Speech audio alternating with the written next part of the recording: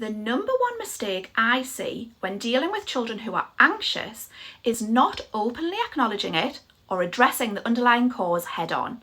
Let me explain. So anxiety is your child's body's way of protecting itself. For our sensory kids, when they feel overstimulated, their nervous system goes into protective mode.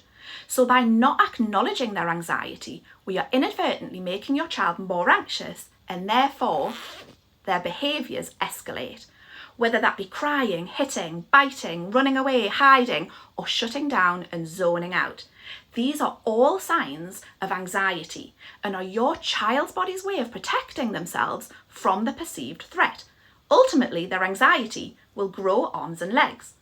So instead, we need to get really curious about what is contributing to your child's anxiety and address those head on. Now, for many children, sensory is a huge contributing factor to their anxiety, particularly for our highly sensitive kids. So how can we help? Well, firstly, we need to tweak the environment to reduce overwhelm. Next, consider our demands and expectations in certain situations that they struggle with. And most importantly, help them to meet their sensory needs through targeted sensory strategies that help them to regulate and reduce those anxious feelings.